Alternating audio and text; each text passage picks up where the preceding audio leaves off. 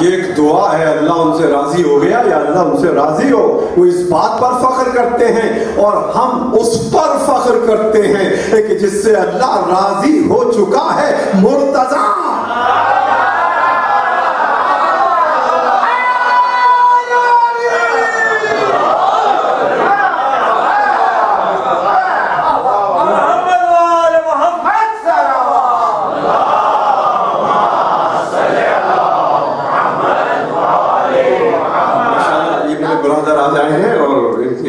ایمانی پہ مجھے بڑا افتخار ہے. ایک بات عرض کرنا چاہ رہا ہوں کہ سارے نعروں کے بعد درود پڑھوا دیا کریں، کیونکہ وہ جھٹکے لگتے ہیں تو خطابت میں بھی، تو درود سے وہ پیسو ہو جاتا ہے. درود پڑھ دیں محمد والے محمد.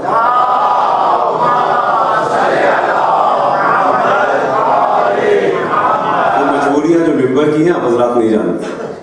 درود پڑھ دیں محمد والے محمد.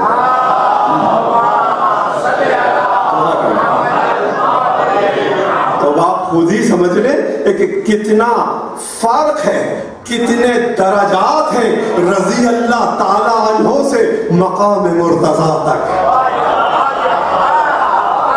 مرتضی کز تیغ او حق روشن است. شاعر مشرق بات کہتے ہیں کہ علی کا لقب مرتضی اس لیے ہے کہ علی کی تلوار سے حق روشن ہوا. مرتضی کز تیغ او حق روشن است، بو تراب از فتح اقلیم تن است. علی کا لقب بو تراب اس لیے نہیں کہ صرف مٹی کا باپ کہلائے. علی کا لقب بو تراب اس لیے ہے کہ اس جسم کو علی نے مسخر کر لیا جو مٹی سے بنا ہے. بو تراب از فتح اقلیم تن است، مرسل حق کرد نامش بو تراب. مرسل حق نے علی کا نام بوتراب رکھا. حق ید اللہ خواندر ام الکتاب، اور حق نے علی کا لقب ام الکتاب میں اپنا دست قدرت قرار دیا. درود پڑھے محمد والے محمد.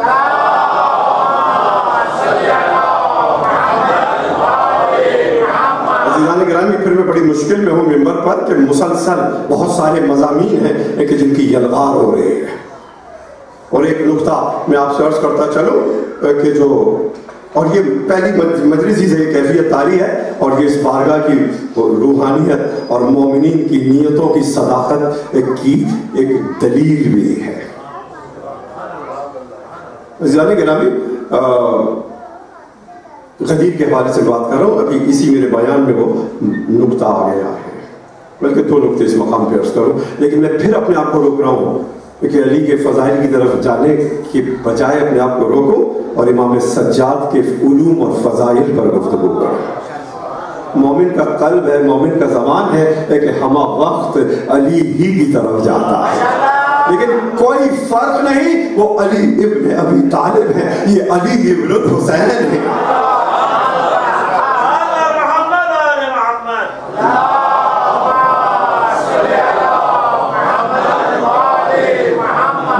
مقام پہ دو نقطوں کو میں عرض کرنا چاہتا ہوں، اور پہلا نقطہ یہ ہے کہ یہ غدیر کے حوالے سے رسول نے، ایک اور تیسرا نقطہ بھی اس میں شامل ہو گیا، رسول نے 3 مرتبہ علی کو لیا ہے. 3 مرتبہ. پہلی مرتبہ اپنی گود میں لیا کعبے میں ولادت کے بعد. دوسری مرتبہ اپنی دوش پر لیا کعبے میں بتوں کو توڑتے ہوئے. پہلی مرتبہ اپنی گود میں لیا ولادت کے وقت کعبے میں، دوسری مرتبہ اپنی دوش پر لیا بتوں کو توڑتے ہوئے، اور تیسری مرتبہ اپنے ہاتھوں پر لیا غدیر خم میں.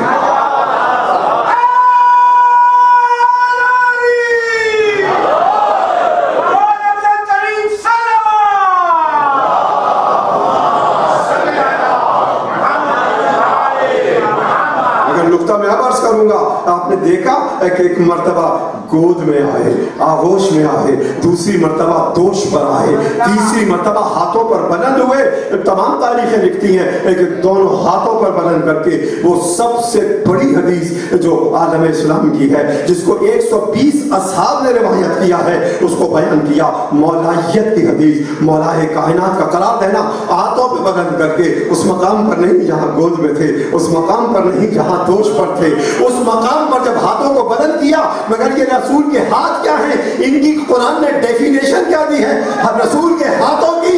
وما رمیتا اذ رمیتا ولکن اللہ رما۔ اے رسول، تو نے کنکریاں نہیں پھینکی بلکہ اللہ نے پھینکی۔ دوسرے مقام پر کہا ید اللہ فوق ایدیہم۔ رسول، جب سب کے ہاتھ نیچے تھے تیرا ہاتھ بلند تھا، یہ اللہ کا ہاتھ تھا۔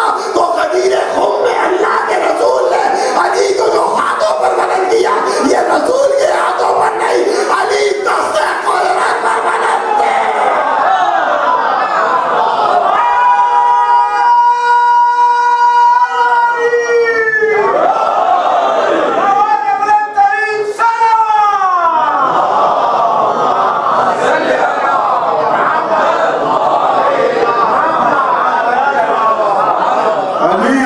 دست قدرت پر بلند۔ اب تاریخوں کو تبدیل کر دو، میں نے قرآن کی آیتوں کو پڑھ دیا، یہ نہ کہو کہ رسول کے ہاتھوں پر بلند تھے، دست قدرت پر بلند، دست قدرت پر بلند۔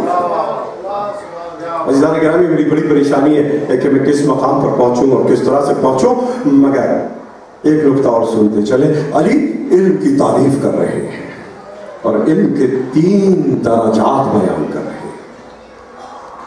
ارشاد فرمایا کہ فمن وصل علی شبر الاول، جو علم کے ایک پہلے درجے پر پہنچا، ادعا واستکبرا، اس نے دعویٰ کیا، تکبر اختیار کیا۔ جو علم کی صرف پہلی سطح پر پہنچا، اس نے دعویٰ کیا اور تکبر اختیار کیا۔ فمن وصل الی شبر الثانی، اور جو علم کے دوسرے درجے تک پہنچا، اس نے کیا کیا؟ ذلّا تواضع وذلّا، جو علم کے دوسرے درجے پر پہنچا، اس نے تواضع و انکسار اختیار کیا اور اپنے نفس میں خود جھک گیا۔ اہل علم کے پہلے درجے پر پہنچا، دعویٰ کرنے لگا، تکبر اختیار کرنے لگا۔ علم کے دوسرے درجے پر پہنچا، اس نے تواضع و انکسار کو اختیار کیا۔ ذل، وہ جھک گیا، اپنے نفس میں جھک گیا۔ فمن وصل علی شبر الثالث، اور جو علم کے تیسرے درجے پر آیا، افتقر و فنا، جو علم کے تیسرے درجے پر آیا، وہ اللہ کا اور فقیر بن گیا اور فنا ہو گیا۔ وہ اللہ کا اور فقیر بن گیا اور فنا ہو گیا، مقام فنا پر آ گیا، علم کے کمال پر، مقام فنا پر آ گیا، علم کے کمال پر۔ اب وہ فنا ہو گیا، اس کا ہاتھ اپنا ہاتھ نہیں، اس کی زبان اپنی زبان نہیں، اس کی آنکھیں اپنی آنکھیں نہیں، علم کے کمال پر آ کر فنا ہو گیا۔ اس منزل پر ید اللہ بن گیا، لسان اللہ بن گیا، عین اللہ بن گیا۔ تو علی کو یہ لقب دینا کوئی غلو اور شرک نہیں، علی کا مقام فنا ہے۔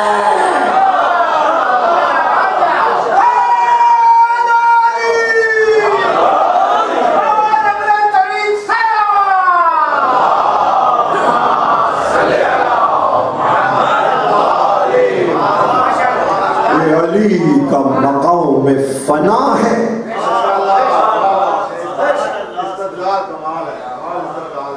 آپ جیسے ہی بزرگ اس بات کو سمجھ سکتے ہیں، یہ علی کا مقام فنا ہے۔ عزیزان گرامی، کہ میں نے آیت کا ترجمہ بھی نہیں کیا پورا، بات یہاں تک آ گئی کہ اللہ کی حمد کر، تسبیح پڑھ اس کی حمد کے ساتھ، وَقُمْ مِنَ السَّاجِدِينَ، اور سجدے کو اپنی فطرت قرار دے دے، سجدے کو اپنی زندگی کا ہر سانس قرار دے دے۔ وَعْبُدْ، اور اپنے رب کی وہ عبادت کر، اتنی عبادت کر کہ تجھے موت آ جائے یا تو یقین کی منزل پر فائز ہو۔ اب اسی مقام سے میں یقین کی ڈیفینیشن کچھ علوم پر بات کرنا چاہتا ہوں، امام سجاد علیہ السلام کے۔ درود پڑھیں محمد علیہ۔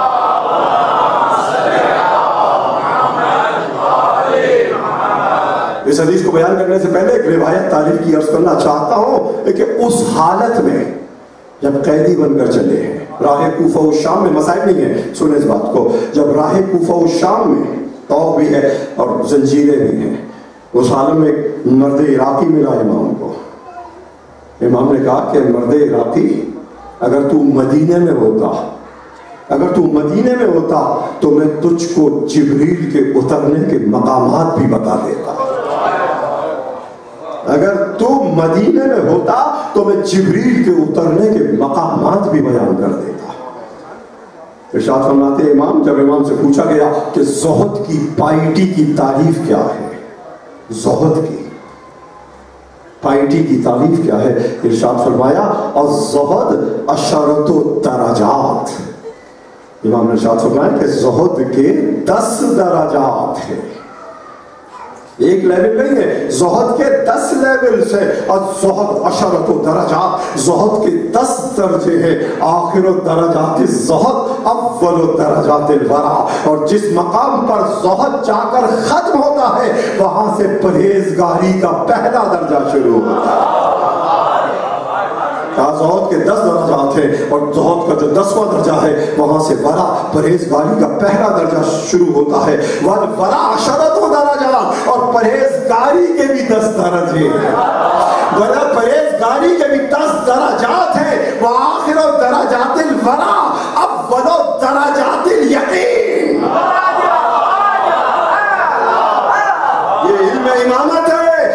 زہد کے 10 درجات، اس کا آخری درجہ وہ جہاں سے پرہیزگاری کا پہلا درجہ شروع ہوتا ہے. پرہیزگاری کے 10 درجات اور اس کا آخری درجہ وہ ہے کہ جہاں سے یقین کا پہلا درجہ شروع ہوتا ہے. قرآن کہتا ہے یقین کی منزل پر آ جا، مگر امام کہتے ہیں کہ یقین کے 10 درجات ہیں. یقین کے 10 درجات ہیں اور مگر امام کا کلام رکا نہیں. والیقین عشرۃ درجات، یقین کے بھی 10 درجے ہیں. وآخر درجات الیقین اول درجات الرضا. جو یقین کا آخری درجہ ہے وہاں سے رضا کا پہلا درجہ شروع ہوتا ہے. رضی اللہ تعالیٰ عنہ کہنے سے پہلے دیکھو کہ زہد کے 10 درجے طے کیے یا نہیں، پرہیزگاری کے 10 درجے طے کیے یا نہیں، یقین کے 10 درجے طے کیے یا نہیں، رضا کے 10 درجے طے کیے یا نہیں. جس نے یہ سب درجے طے کیے وہ رضی اللہ عنہ نہیں، مرتضی ہے.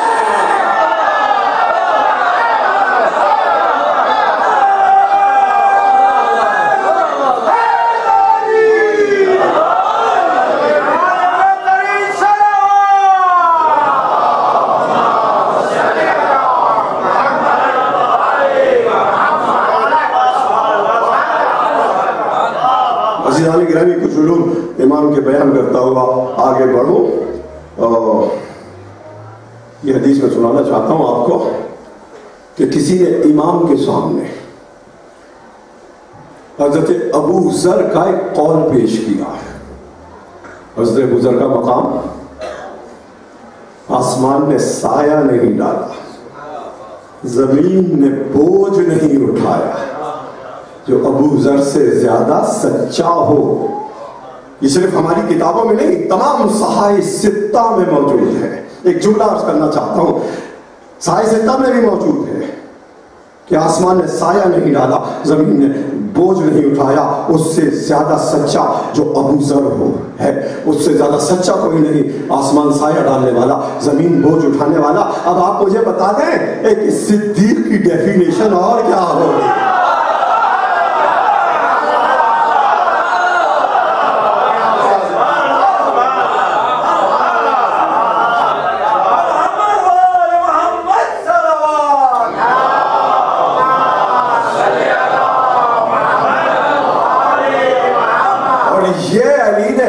ابو ذر کے فضائل میں بیان کی ہے تیسرے خلیفہ کے دربار میں. تو اگر اس حدیث کے مطابق یقیناً ابو بکر صدیق، اور اگر ابو ذر صدیق ہیں تو ابو ذر کی شان میں یہ حدیث بیان کرنے والا صدیق اکبر ہے.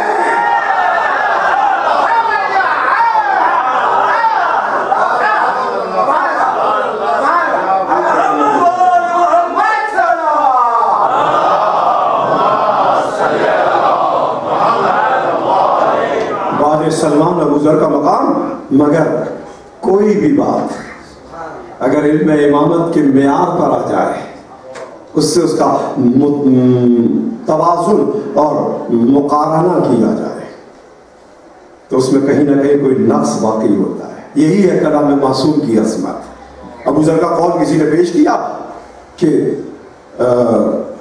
ابو ذر تو یہ کہتے تھے کہ مجھے، یعنی انہوں نے زہد اور تقوی کی بنیاد پہ کہا تھا، ان کی ایک اپنی اپروچ تھی، زندگی ان کی گواہ ہے اس بات کی، کہا کہ مجھے دولت مندی کے مقابلے میں فقر پسند ہے۔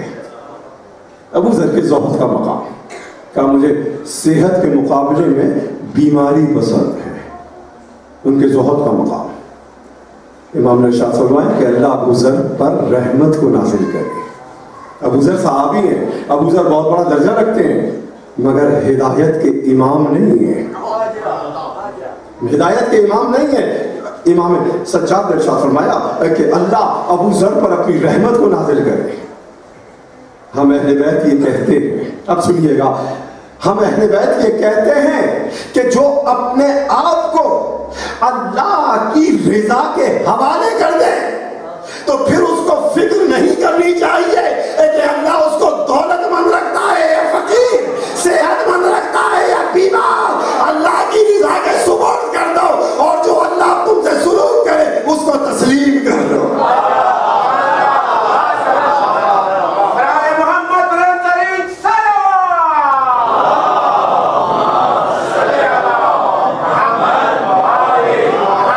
قرآن مجید نے حکم دیا کہ فَخُذُوا زِينَتَكُمْ عِنْدَ كُلِّ مساجدین، عبادتوں کے وقت، سجدوں کے وقت زینتوں کو اختیار کرو۔ اس کی ایک تفسیر کی گئی کہ ظاہر ہے کہ پاکیزہ لباس، اچھا لباس، خوشبو دینے والا لباس، اور یہ تمام سنتیں جو نماز کے ساتھ ہیں اس سے ثواب میں اضافہ ہو رہا ہے۔ قرآن کا حکم تھا، آئمہ کا یہ دستور تھا۔ امام زین العابدین علیہ السلام بہت زیادہ خوشبوؤں کا اہتمام کرتے تھے جب گھر سے مسجد کی طرف جاتے تھے۔ امام کا علم کا کمال دیکھیے اور حاضر جوابی دیکھیے، جاتے تھے خوشبوئیں لگا کر مسجد کی طرف، تو ایک دن ایک بنی امیہ کا شخص کہنے لگا کہ آپ اس طرح سے جاتے ہیں مسجد کی طرف خوشبو لگا کر کہ گویا دلہن سے ملنے جا رہے ہیں۔ امام کا جواب دیکھیے، کہا میں دلہن سے ملنے کے تو لیے نہیں، البتہ خالق حسن و جمال سے ملنے کے لیے جاتا ہے۔ درود پڑھے محمد و آل محمد۔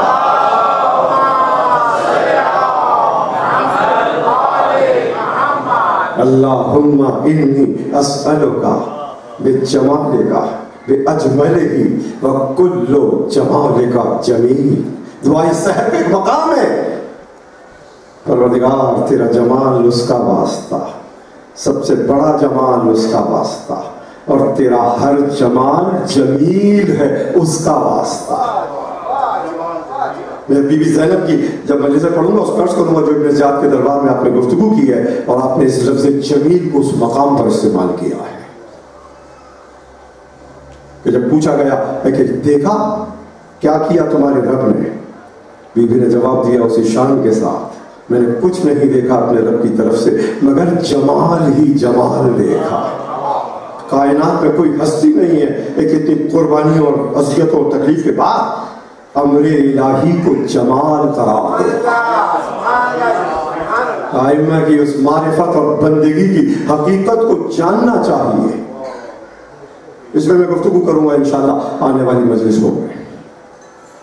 تو یہ امام کے علوم کا مقام ہے، اور میں نے عرض کیا تھا کل، اور میرے ایک دوست نے بتایا کہ 4 سال پہلے میں نے یہ بات کہی تھی کہ اسلام میں سب سے پہلی یہ دستاویز ہے ہیومن رائٹس کے اوپر۔ ماشاءاللہ مومنین یاد رکھتے ہیں اگر میں بھول جاتا ہوں۔ اور دوسری بات میں نے کل عرض کی تھی کہ یہ صحیفہ سجادیہ جو امام نے ڈکٹیٹ کرایا، اس کا ایک نسخہ جو زید شہید کے حوالے سے آج دنیا میں موجود ہے، امام باقر کا نسخہ آئمہ کے پاس جاتا رہا وراثت میں، حضرت زید شہید کا نسخہ ویٹیکن کی لائبریری میں موجود ہے، پوپ کی خاص لائبریری میں وہ صحیفہ سجادیہ کا نسخہ محفوظ ہے۔ اور میں نے عرض کیا تھا کہ مغرب میں جو پہلا ہیومن رائٹس کا دستاویز لکھی گئی 1541 میں کنگ جان کے پیریڈ کے اندر سالزبری کے مقام کے اوپر، جو میگنا کارٹا کہلاتا ہے. اور یہی میگنا کارٹا ہے کہ جو آج دنیا کے سب سے بڑے جمہوری ملک، ریپبلکن ملک یونائٹڈ اسٹیٹس آف امریکہ کے چارٹر کی بنیاد ہے. مگر میں نے پورا ایک اشرا پڑھا اس بات کے اوپر کہ کتنی کلوزز ہیں میگنا کارٹا کی جو امام کے رسالت الحقوق سے اخذ کی گئی ہے.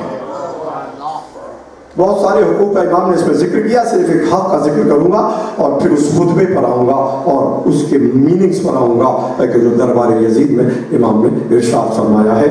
ایک اس کے حق پہ میں بات کروں. ارشاد فرماتے ہیں کہ تمہارے جو اعمال ہیں، جو تم عمل انجام دیتے ہو، ان کے بھی حقوق ہیں. اور پھر امام نے ذکر کیا عبادات کا، نمازوں کا، روزے کا اور بہت ساری چیزوں کا. اور پھر امام اس مقام پر پہنچے سلام کرنے کا حق، کہ جس کو تم سلام کرتے ہو اس کا کیا حق ہے جو تم پر واجب ہو جاتا ہے. سلام کرنا کوئی صرف عادت نہیں، سلام کرنا صرف کوئی رسم نہیں. سلام کی معرفت امام نے ارشاد فرمایا کہ جس کو تم سلام کرتے ہو اس کے 3 حقوق تم پر مستحب نہیں، واجب ہو جاتے ہیں. اس کے 3 حق ہیں جو تم پر واجب ہو جاتے ہیں. خاموش کیوں ہو گیا حضرات؟ ان کی باتوں میں بھی وہی لذت لیا میں نے، اور ابھی آئے گی اس میں نقطہ آئے گا. سلام کے 3 حق ہیں. جس کو تم نے سلام کیا اس کو پہلا میسج یہ دیا کہ تیری جان میرے ہاتھوں سے محفوظ ہے. پھر ارشاد فرمایا امام نے کہ جس کو تم نے سلام کیا ایک ہی سلام، اس کو دوسرا میسج اور گارنٹی یہ دی کہ میں تیرے املاک کا، مال کا، بلونگنگز کا بھی محافظ ہوں. تیری جان کو کوئی خطرہ نہیں مجھ سے، تیرے مال کو کوئی خطرہ نہیں مجھ سے. اور پھر امام ارشاد فرماتے ہیں کہ سلام میں تیسرا حق یہ ہے کہ جس کو آپ سلام کرتے ہو اس کو یہ میسج دیتے ہو کہ میں تیری عزت و آبرو کا بھی محافظ ہوں. تیری جان بھی محفوظ، تیرا مال بھی محفوظ، تیری عزت و آبرو بھی محفوظ. اکثریت یہاں کی جن ملک یا ملکوں سے تعلق رکھتی ہے، خاص طور پہ پاکستان کی میں بات کر رہا ہوں، ساری سیاسی جماعتیں ہمیں ووٹ دو، ہم اسلام نافذ کریں گے. امام سلام کے معنی بتا رہے ہیں. تیری جان محفوظ، تیرا مال محفوظ، تیری عزت و آبرو محفوظ. وہ کہتے ہیں ہمیں ووٹ دو، ہمیں اقتدار تک پہنچاؤ، ایوان صدارت تک پہنچا دو، ہم اسلام نافذ کریں گے. میں کہتا ہوں کہ اسلام بہت بڑی بات ہے اگر صرف سلام تو نافذ کر دیں.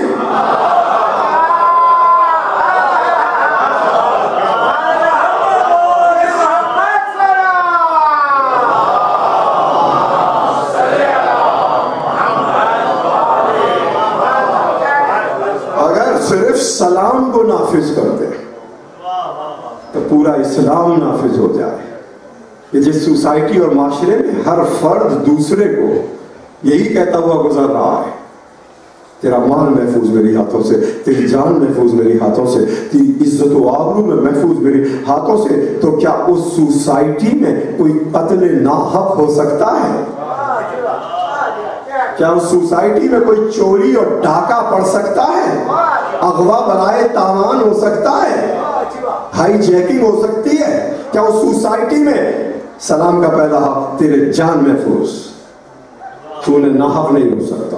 سلام کا دوسرا حق ہے کہ تیرا مال محفوظ، کوئی چوری اور روبری اور ڈاکہ زنی نہیں ہو سکتی. سلام کا تیسرا حق تیری عزت و آبرو محفوظ ہے میرے ہاتھوں، یعنی میرے ہاتھوں سے، یعنی میرے وجود سے غیبت نہیں ہو سکتی، غیبت نہیں ہو سکتی. تو عزیزان گرامی یہ ہے سلام کی اسپرٹ. مگر اس کے باوجود اتنی عظیم میننگز کے باوجود، اتنی عظیم سوشل کانٹریکٹ کے باوجود، اتنے عظیم سوشل کانٹریکٹ کے باوجود سلام کرنا سنت ہی رہا، جواب سلام واجب قرار پایا.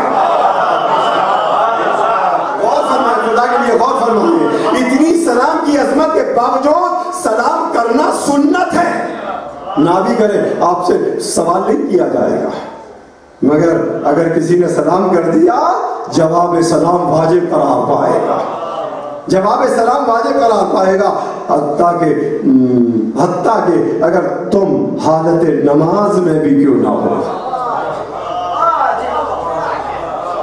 ایک عجیب نکتہ عرض کرو، نماز کیا ہے؟ اللہ کا حق ہے، اور جواب سلام کیا ہے؟ مخلوق کا حق ہے۔ اس کی کریمی کو دیکھیں کہ اپنے حق اس مقام پر سسپینڈ کر کے مخلوق کے حق کو قائم کر دیا۔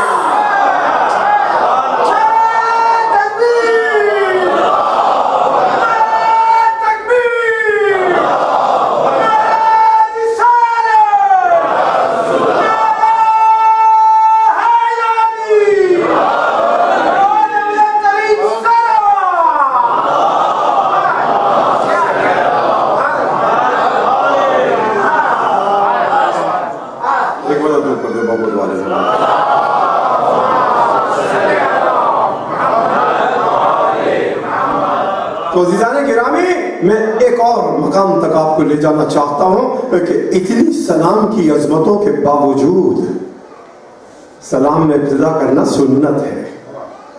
ہاں یہ ضرور کہا، یہ حدیث قیمتی حدیث ہے، جیسے کل حوالہ دے رہا تھا، حدیث سید الشہداء حسین ابن علی علیہ السلام۔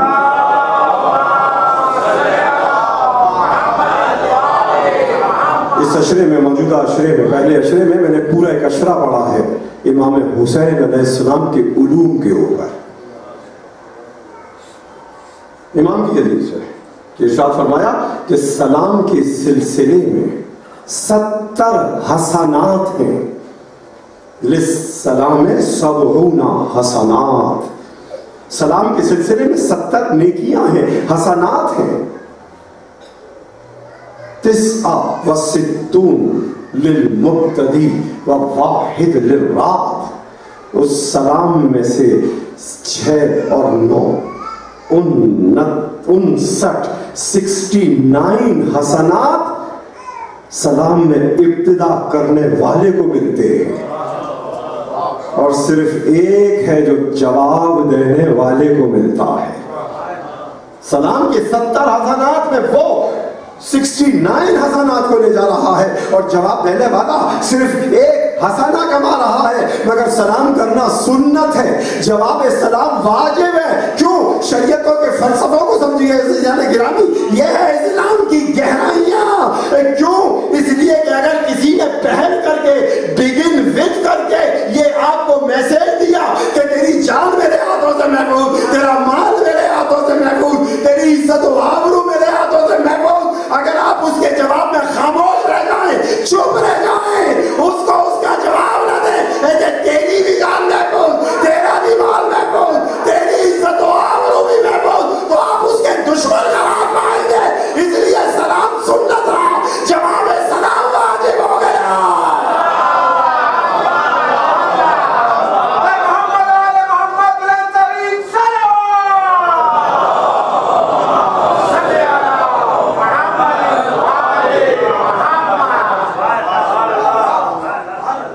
سے پورا اشارہ شروع ہوتا ہے جس کو پڑھا جا سکتا ہے، مگر ایک نقطہ میں عرض کرنا چاہتا ہوں۔ سورہ نمل قرآن مجید کا 27واں سورہ ہے، اور رب العالمین نے لفظ قل سے حکم دیا ہے۔ یہ لفظ قل بڑا اہم ہے، سارے عقیدے اسلام کے لفظ قل سے بیان کیے ہیں۔ توحید کا مقام آیا تو کہا قل هو اللہ احد، نعرہ تکبیر لگائیے۔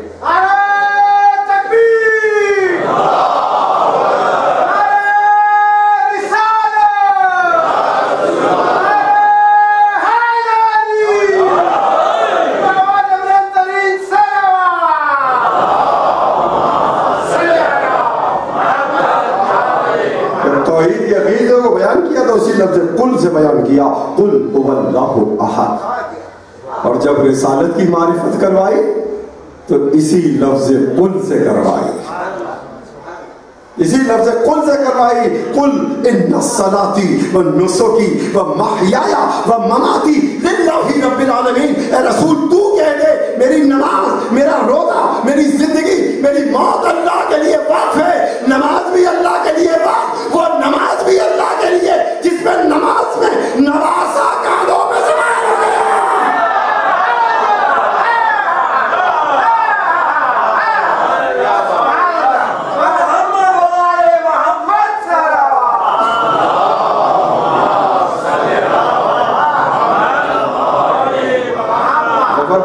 وجہ سے وہی ہے ستا کی. اسی لیے میں روتا ہوں خون کے آنسو کے واپس چلا رہا ہوں. ضرور پڑھتے محمد والے محمد.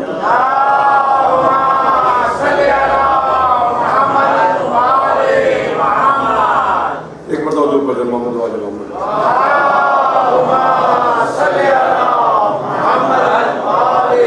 توحید کا تعارف ہوا لفظ قل سے ہوا. رسالت کا تعارف ہوا لفظ قل سے ہوا. اب اگر کوئی اور عقیدہ ہوگا تو اس میں بھی لفظ قل کا حکم ہوگا اور رسولی وسیلہ قرار پائیں گے. توحید قل هو اللہ احد، رسالت قل ان صلاتی، اور اس کے بعد ارشاد فرمایا قل لا اسألکم علیہ اجرا الا المودۃ فی القربی.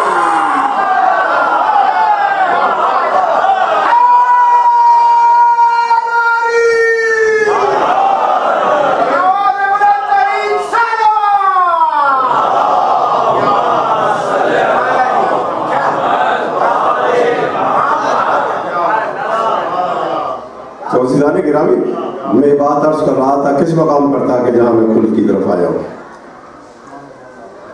نہیں وہ تو ہے ہی، پورا سبجیکٹ ہی وہ چل رہا ہے. ضرور پڑھتے محمد والے محمد.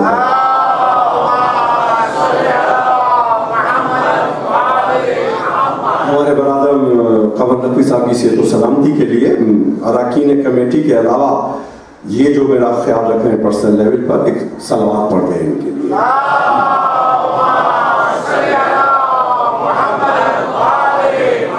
جانکاری میں عرض کر رہا تھا سورہ نمل کی آیت کو کہ ارشاد فرمایا لفظ قل الحمد للہ.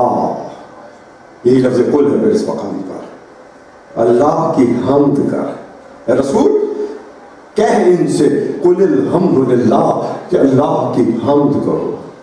والسلام علی عبادہ الذین اصطفیٰ، اے رسول ان سے کہہ دو کہ اللہ کی حمد بھی کر، مصطفیٰ بندوں کو سلام بھی کر. اللہ کی حمد بھی کر، مصطفیٰ بندوں کو سلام بھی کر. حکم لفظ قل ایک ہے، یہ ہے تفسیر کے راز. لفظ قل ایک ہے، اسی سے حمد بھی واجب، اسی سے مصطفیٰ بندوں کو سلام کرنا بھی واجب. تو اللہ کے نزدیک جو اہمیت اس کی حمد کرنے کی ہے، وہی مصطفیٰ بندوں کو سلام کرنے کی بھی ہے. لفظ قل ایک ہے، اسی سے حمد واجب، اسی سے مصطفیٰ بندوں کو سلام واجب. جو صرف حمد کرتا ہے منکر سلام ہو جائے.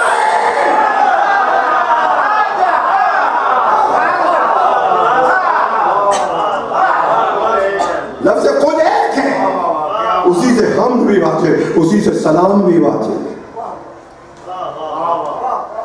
یہ ہے سلام کا وجوب حمد کے برابر. سورہ نمل، اور یہ آیت ہے سورہ فاطر کی 35واں سورہ. ارشاد فرمایا کہ والذی اوحینا الیک من الکتاب هو الحق، اس نے جو کچھ رسول کتاب سے نازل کیا وہ سب کا سب حق ہے. مصدقا لما بین یدیہ، اور وہ تصدیق کرنے والی وہی ہے کہ جو اللہ نے رسول پر نازل کی ہے. اس نے جو کچھ کتاب سے نازل کیا وہ سب کا سب حق ہے. مصدقا لما بین یدیہ، اور وہ تصدیق کرنے والی ہے کہ جو کچھ توریت و انجیل و زبور میں نازل ہوا. ثم اورثنا الکتاب الذین اصطفینا من عبادنا، اے رسول ہم نے تیرے بعد اس کتاب کا وارث اپنے مصطفیٰ بندوں کو قرار دیا.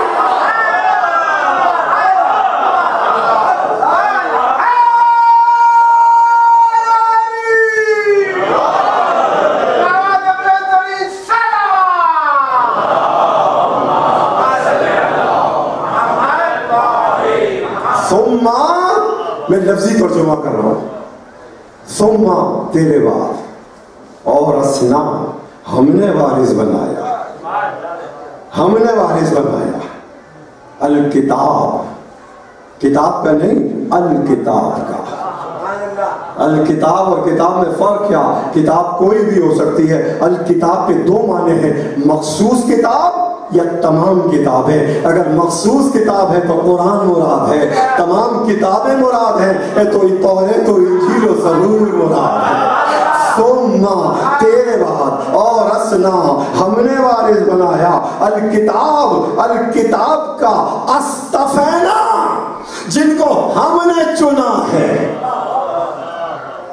ہم نے چنا ہے، جن کو ہم نے بلند کیا ہے، استفینا من عبادنا جو ہمارے عبادت گزار بندے تھے ان میں سے ہم نے ان کو مصطفیٰ کر کے کتاب کا وارث بنایا۔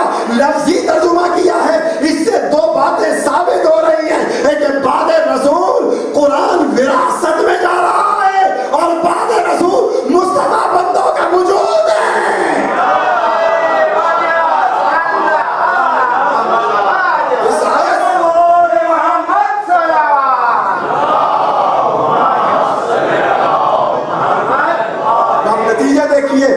سورہ نمل کی آیت کا اور سورہ فاطر کی آیت کا کہ اس آیت سے ثابت ہوا کہ قرآن وارث، قرآن کی وراثت بھی ہے اور بعد رسول مصطفیٰ بندوں کا وجود بھی ہے، اور اس آیت سے ثابت ہوا کہ مصطفیٰ بندوں پر سلام بھیجنا واجب ہے، اس طرح سے واجب ہے جس طرح سے حمد الہی واجب ہے۔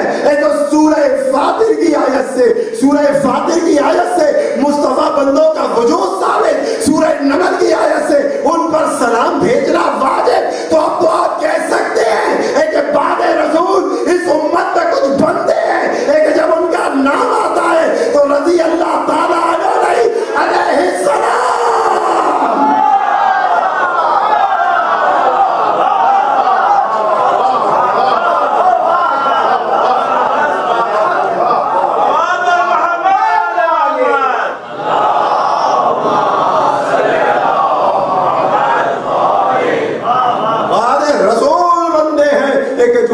السلام بندے ہیں۔ ایک عجیب و غریب بات عرض کروں اس مقام پر آپ سے، اور وہ یہ ہے کہ جب آپ نے نمازیں پڑھی مصطفیٰ بندوں کو سلام واجب ہوا، حمد کے ساتھ واجب ہوا۔ آپ نے نماز پڑھی، یہ اللہ کی حمد تھی۔ آپ نے نماز پڑھی، یہ اللہ کی حمد تھی، اور آپ کے علاوہ اس آیت پہ کوئی فرقہ عمل نہیں کر رہا۔ کتاب کے ماننے والے تو ہیں، حافظ بھی ہیں، مگر آپ کے علاوہ اس آیت کی پوری ٹوٹل اسپرٹ پر کوئی عمل نہیں کر رہا۔ آپ نے نماز پڑھی، یہ اللہ کی حمد تھی، اور جب نماز سے فارغ ہوئے زیارتیں پڑھ کر مصطفیٰ بندوں کو سلام کر دیا۔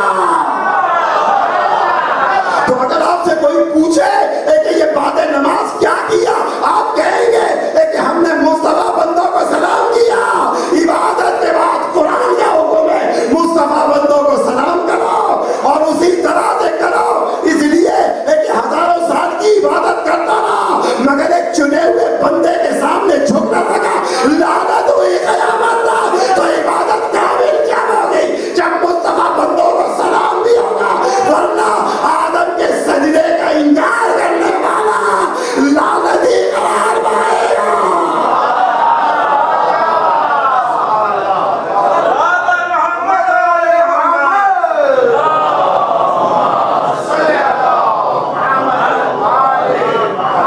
اب اس منزل کلام پر پہنچ کر میں یہ بات کہہ رہا ہوں کہ کل تیسری مجلس بھی ہوگی امام سجاد کے علوم کے اوپر۔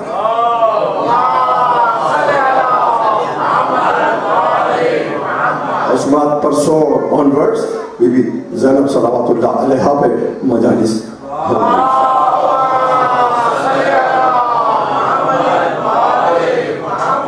آپ نے دیکھا کہ یہ آیت دلیل ہیں کہ مصطفیٰ بندے واجب السلام بندے ہیں، ان کو سلام کرنا اسی طرح سے واجب ہے کہ جس طرح سے اللہ کی حمد واجب ہے، جس طرح سے کہ اللہ کی حمد و ثنا واجب ہے۔ آج میں آپ کو تھوڑا سا ریلیف دوں گا، ورکنگ ڈے ہے کل، لیکن کل سے پھر آنورڈز میں زیادہ گفتگو کروں گا۔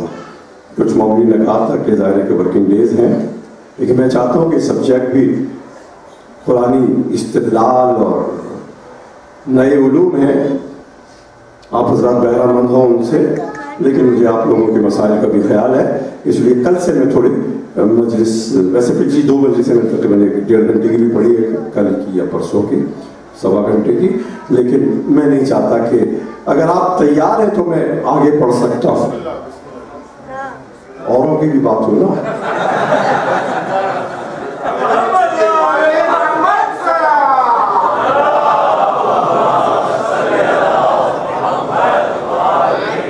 छुट्टी तो है, खुली छुट्टी तो नहीं।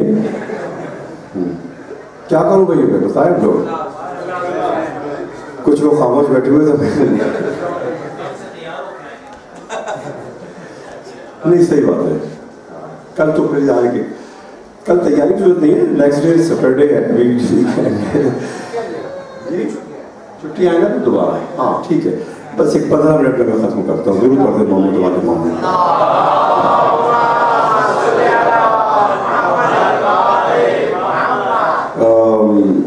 ये पढ़ रहे थे अपना कलाम ज़फ़र, तो मुझे हज़रत ज़हरा के हवाले से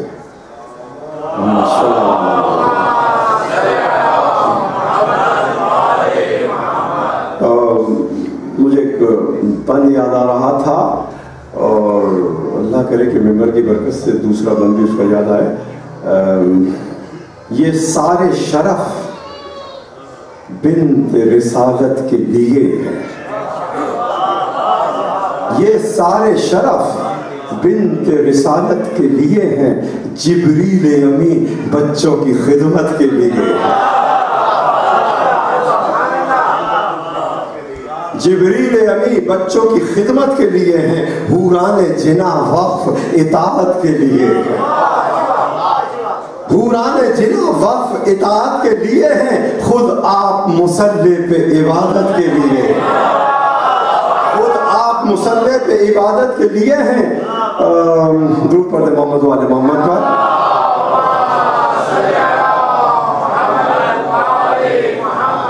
क्या हूरो मलको हूर है हाजिर, दर्जी की जरूरत है तो रिजवान है हाजिर।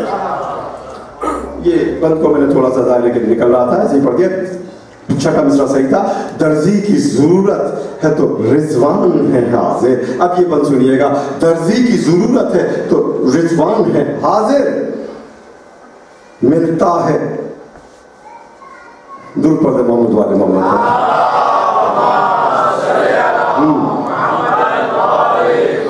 रिजवान है हाजिर, गर्दू से उतर कर यही आता है सितारा, गर्दू से उतरकर यही आता है सितारा, मिलता है यही आके नबुव्वत का किनारा। गर्दू से उतरकर यही आता है सितारा, मिलता है यही आके नबुव्वत का किनारा, है नस्ब इसी घर में इमामत का मनारा, है नस्ब इसी घर में इमामत का मनारा, हर फर्द है या बख्शिश उम्मत का सहारा, हर फर्द है या बख्शिश उम्मत का सहारा। कुछ फूल है, कुछ गुलशन इस्मत की कली है, कुछ फूल है, कुछ गुलशन इस्मत की कली है, हसनैन है, ज़हरा है, नबी और अली है।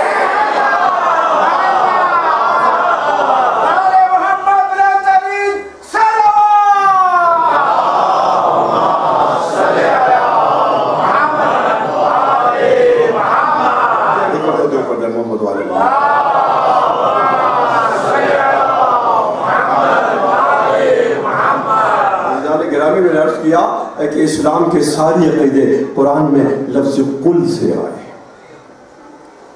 और इमाम सज्जाद इरशाद फरमाते हैं